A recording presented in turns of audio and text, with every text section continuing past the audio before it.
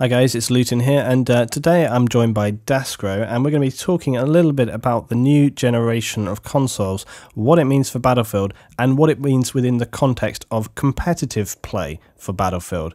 So Daskro, we've seen both the PlayStation 4 reveal and the Xbox One reveal. Now, given within the context of Battlefield 4, it's obviously going to mean a lot. We've already heard a lot about, for example, player counts, frame rates, etc., etc. But I think there's a whole conversation to be had about how their systems are going to support the infrastructure, especially when it comes to competitive. Have you got any sort of main thoughts that you've come just off the back of these reveals, which are specifically relevant to competitive play? Well, and thanks for having me on. I think that when we start looking at these reveals, we find some really cool news that only affirm potential for competitive play in the future. Let's first hit out the hardware stuff. So we have AMD Jaguar Core CPUs, Jaguar-based CPUs. They're 8-core, which is a lot of cores. And for those that are on the hardware side that are interested in this kind of stuff, one of the really cool things about Frostbite is its exceptional ability to handle additional cores and additional CPU power. The scaling is quite amazing. And if you give it a bunch of GPU power, like a triple SLI setup, for instance, it will eat up every ounce of the CPU in order to facilitate that GPU power that it has under its belt. And even with the higher end CPUs like the Intel Extreme Edition, you can max them out and you still have a lot of room left with those GPUs. The reason why this is significant is that it means that for the next gen consoles, so take in mind both PS4 and Xbox One are using the same AMD architecture. They're using the same 8-core CPUs. It's a big deal, and they're going to be able to really capitalize on all that power to create not only the Battlefield experience that we're sort of used to on consoles, but a much larger one. Greater player counts, greater features, a more in-depth experience. Because I think from what a lot of people have been saying was that with the new systems, that wasn't 100% sure how they were going to handle Battlefield 4. But, you know, whilst, yeah, it's on Frostbite 3, the transition in terms of graphics and the requirements therein, it's not a significant leap. It's a development on, as we've seen. And, yeah, they're calling it Frostbite 3. They're calling it Frostbite 3 because of the way, as I explained on my video, which looked at the whole sort of technical aspect about Frostbite 3. Yeah, they've changed the way in which it functions significantly. However, it's not an entirely new engine, and so for that reason it means that it should be supported so much, you know, better with the new consoles. You're going to be able to get a hell of a lot more out of it, as you say, with those GPU, CPU cores. So the gameplay that you're going to be able to get there is going to be significantly better, which leads us on to talking about the extra features that they may be including with Battlefield 4, and the fact that with this extra power, it's going to be a better experience for everybody all across the board. So, you know, what kind of things do you think you'd expect to see? Again, we're talking specifically with competitive here. We've obviously mentioned battle record, etc. before, but I think just the fact that these systems are going to have all this extra power now, it means that those things are so much more legitimately likely to be supported, aren't they? No, I totally agree with that. When you look at the power of these systems, not only on a CPU side, but the sheer volume of RAM, the number of transistors that you have, about 5 million for Xbox One, roughly a little the same for PS4.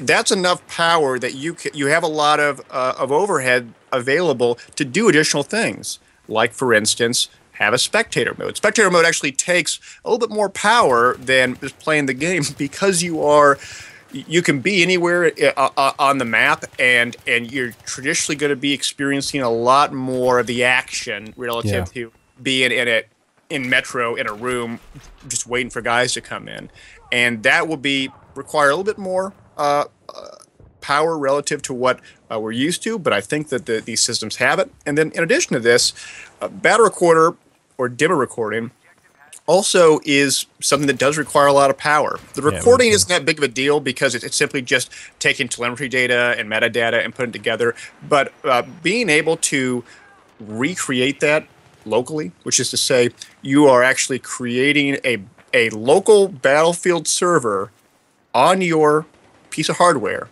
and then in this server you are then rendering all the things that you would otherwise already be rendering on the client side. It means you got to have a whole lot more power. But I think that these systems are going to have it, And Battle Recorder and Spectator Mode are two fantastic tools that are needed to have a good esports title, because it's about being able to share these great Battlefield moments, being able to share what went right, what went wrong with the gameplay, being able to define that you don't just run into a few guys that are really good or a few guys that you may think are cheating. You can actually see the best play on Battle Recorder and see all the moves that they did and find that they were doing things that you perhaps didn't fully appreciate. Right now, the only way you can experience that is on YouTube. And a lot of the guys on YouTube are posting footage of them just playing in public servers, and the skill variety is so diverse in some of these public servers that you really don't get to see an appreciation for that sort of highest end of competitive skill that's out there. And so I'm really looking forward to these two features, and I believe that we will see them in Battlefield 4. And I think when we talk about the actual systems themselves, when we look at PlayStation 4 and Xbox One, now everybody knows Microsoft, not my favorite company, and we all know the deal with Xbox One. However, I would say that there are two main kind of features with both systems that I think benefit a lot the kind of competitive play aspect going into Battlefield 4. Now, the share feature for PlayStation 4 is obviously a really nice feature, because it will enable people to say, look at this match, you know, and depending on how long the match runs for, or maybe they just want to pick up a specific highlight and say, look at this key moment in this game, they can share that, push that forward. So, you know, that's a really, really nice feature to be able to have there. With Xbox Live and, you know, Xbox One, that's their main sort of, I think that's their strong hand there. Everybody knows that the kind of network of players and the way they interact with one another on Xbox One, Xbox Live, that's a really, really strong feature. And it seems that, okay, there's a load of problems going on with sort of Xbox One people are talking about. However, I think that their kind of functionality and the way that players can kind of integrate, matchmake and so on and get together, it's a very strong feature of that system, and I think that will play very well into the whole kind of competitive aspect for any game, but obviously going into Battlefield 4 as well. Do you think you agree with those as well? Yeah, I'm really excited about some of these features on PlayStation 4 in terms of live streaming. I think it gives people another way of showcasing themselves, and for a lot of people who have consoles, the notion that you have to spend $160 on an Elgato Game Broadcaster HD or an Evermedia card, or have a computer to do your broadcasting, that's a barrier to entry. And we don't want barriers to entry for any of this. We don't want barriers to entry of people putting stuff on YouTube. We don't want barriers to entry of people posting stuff on Twitch and live streaming. We want to make this as seamless as possible. We don't want these barriers, because these barriers mean that you essentially have only a certain small portion of the population that can do it. I totally agree, and I think with Xbox Live and Xbox One, that's something that they have really focused on, is this seamless nature, you know, because whilst they still have a lot to talk about, they didn't really talk too much about the network and its capabilities there. I think it's obviously going to be a feature. We'll obviously have to wait for E3 to hear about it, but just the kind of general impression I got, now as I say guys, you know, didn't like the reveal, however, I do feel that, you know, the thing that they were pushing was this idea of seamlessness, and that you could simply move from one thing to another, and I think that integrated, again, into Battlefield and competitive, that'll be a strong suit. So that's really, you know, from their side, that's the thing that I would look at and be interested to hear more about. Yes, one of the things that they did mention that really piqued my interest was they mentioned that Xbox One is going to have an incredible matchmaking capability. And while they didn't talk a lot about what that meant, what it means to me is that they are going to emphasize that when players want to have a gaming experience, they want to have a good one. They don't want to just join a server and then get their asses kicked because they joined a server and they're on the wrong side of the lot. They're on a server and the team's being base camped. You don't want that. It's not fun. And for a lot of us, we only got a few hours a day to play games, and we don't want to spend 30 minutes mad that the bad luck of the draw. And join a bad server with a bad team, or teammates that are not playing, you know, the objective, or teammates that or worse are just dicking around. Yeah. I think all of us want to have a better experience, and matchmaking, be it in the highest level of competition or simply just in playing the game casually, matchmaking does that. Matchmaking isn't about pairing you with the best guy. It's about pairing you with someone who is going to be approximately of the same skill as you, maybe a little bit higher, maybe a little lower. But having a challenging game like that, that balance between having this great challenging game, this great fun game, and doing both, they're very much symbiotic. And when you can play against a player that's on a team, and you yourself are on a team, and you're approximately the same skill set and same abilities, you have these great battlefield moments, these great experiences, and you know that when you're playing the game, you're not guaranteed to win. You know that there's a chance that you may lose, but you know if you put that extra amount of effort and you coordinate just a little bit more and you play the objective and you use good comms and good tactics, you may win it. And those are the best moments for me. And I think it's the best moments for a lot of people. And I hope that in this we'll see more matchmaking, not just in Xbox One like they said in the release, but also in PlayStation 4 as well. Yeah, and I think the way that specifically relates into Battlefield 4, as we say, this idea of having smoother matchmaking experiences and the fact that you may be compared much better with other people. Now, to directly bring that into competitive, we've talked a little bit before about sort of ladders and so on and so on and so on. Now, as I say, a couple of my examples, things would be, for example, in Killzone, it had an entire league system kind of built in there where you could build your team inside the game itself and then challenge other teams, and you would gain sort of XP sort of scores back and forth between there. Now, again, another example is that we've spoken World of Warcraft. Now, people know I play World of Warcraft a ton. I would have played in the original system where the honor ranking system there for players, but then obviously went into arena mode. And arena, like Daskro, you said to me, is very similar to kind of StarCraft in the way that it functions there, that you have, for example, one team is maybe not that good. Maybe they have sort of a low score rating for themselves. Let's just call it 2. You have another player team and their squad or whatever is much better. They've won a ton of games. They play quite hardcore and they have a much better rating, maybe up at 8. So when those teams would end up playing one another, get a challenge. If the high team beat the low team, they get very little score back from it because obviously of their higher rating. But if the small team beat that much stronger team, they will get a large score back from it. And I think that's an interesting thing to bring in. And as I say, to tie those into the systems of the PlayStation 4 and the Xbox One, the idea that they have this kind of functionality of much better matchmaking, but also much just stronger systems for kind of sharing and just general player bases, the entire network and community. I think that these kind of features are something we're going to see not just perhaps in Battlefield, but also in other titles as well. So going forward into these new sorry, I'm all over the place. Going forward into these new systems, I think that's the kind of thing that we should expect to see, and I hope that we will see. But with Battlefield 4, is those the kind of things that you would be looking for in order to sort of facilitate a much stronger competitive environment?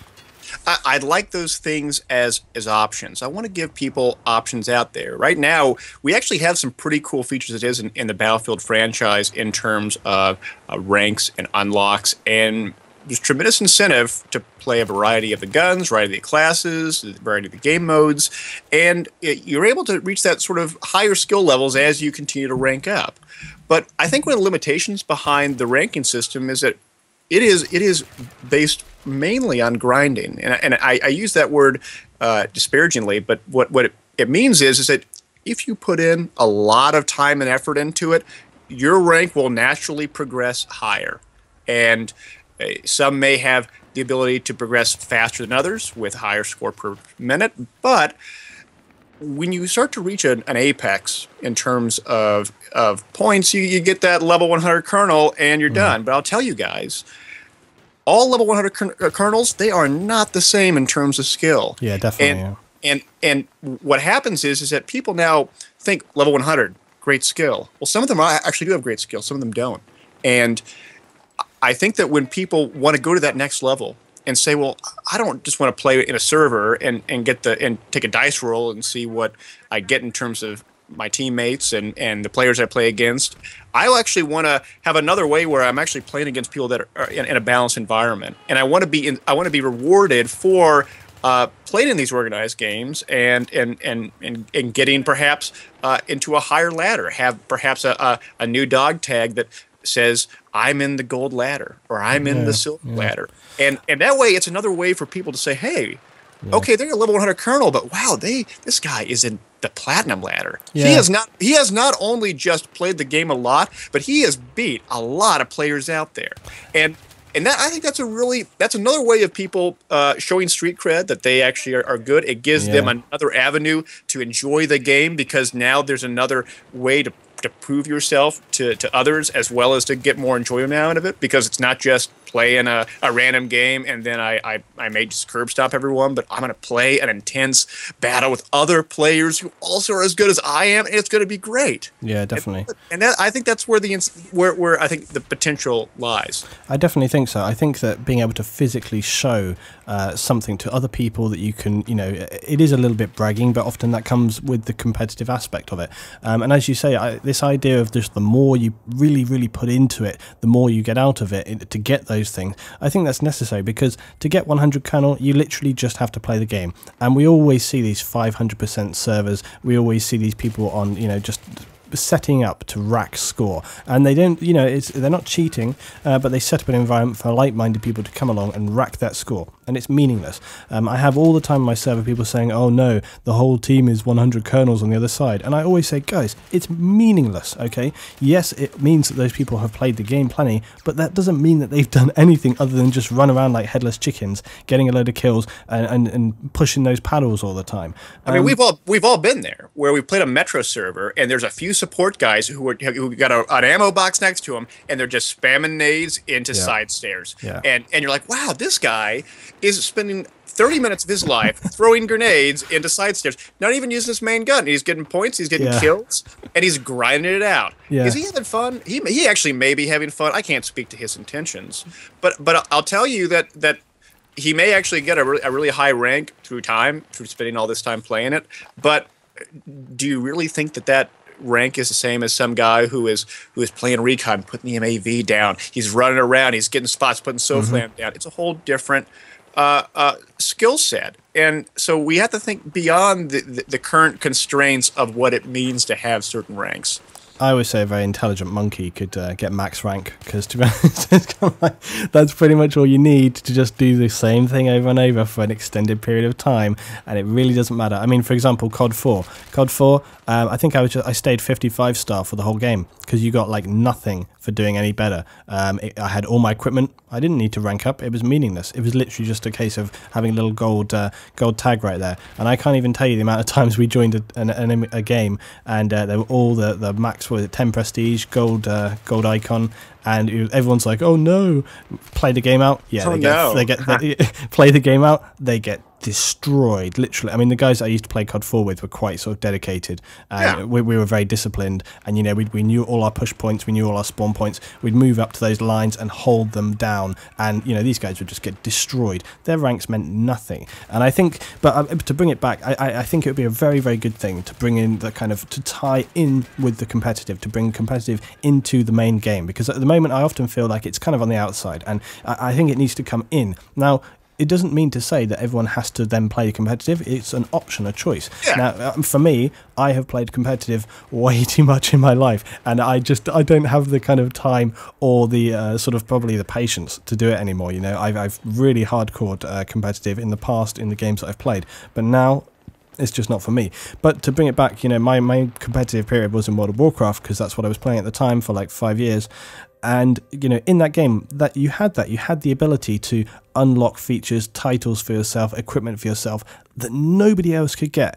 This was early on in the game. Later on in the game, they enabled it so that people could pick it up through just general points. Kind of devalued everything and pissed people off, especially people like myself who spent literally unbelievable amounts of time grinding score to get that stuff.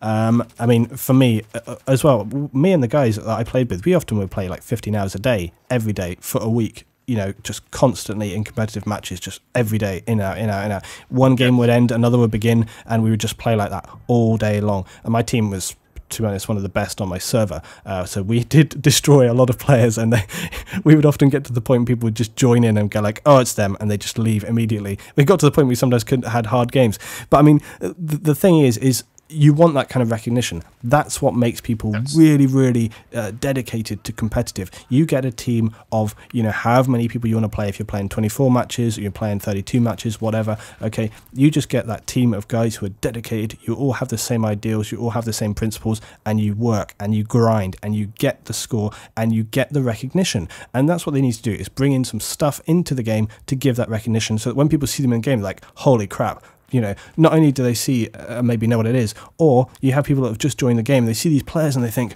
wow, check that guy's stuff, like how can I do that? And I think that's a naturally good thing. I remember the first time I played sort of WoW and stuff, and when I was getting into it, I saw these players with this stuff and their titles, and I thought, holy crap, like, I want that. I want to be part of that. And it gave me a goal and ambition to kind of push forward through, especially at this kind of late stage in Battlefield now, where we're kind of like, I would classify as kind of like end game. People have kind of got to a point and they're like, okay, what can we do with the game now? I hear that all the time. Well, if they had these kind of features, this functionality, and perhaps, as I say, the next generation of consoles are going to make that, more viable for people. Yes, I think that it's important to recognize, guys, when we talk about this, it's simply an option. It's simply another avenue in which to have fun. And for you guys that really have no interest in the competitive side, think about this.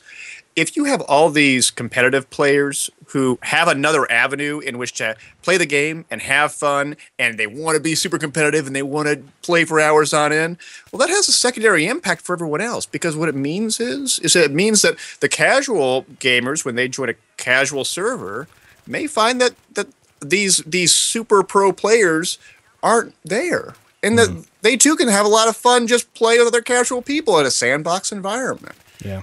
I think that's why it's so important to have these kinds of features available. It just gives more people the option to have different types of fun, and it actually can improve the quality of fun for everyone in general. I think that's a really good sentiment, and I think it's something that everybody would like to see. As I say, it is worth mentioning that it is an optional thing. Competitive is not for everyone. I mean, I admit it myself that, it's something that I've done in the past plenty, but it's not something that I would really favour right now. However, I really respect, and I would love it to be a bigger part of the game, because I know the experience of it. I remember it. I enjoy it. So, today, guys, we've been talking about competitive in Battlefield 4, but we've been talking about it within the context of the next generation of consoles, obviously, and the PC as well. So let us know your thoughts. What do you think about it? What would you like to see in terms of the functionality, the infrastructure that those new systems are going to provide, and then within the context of competitive play? If they did some of the things that we've been talking about today, would that be more appealing to you in terms of getting into competitive?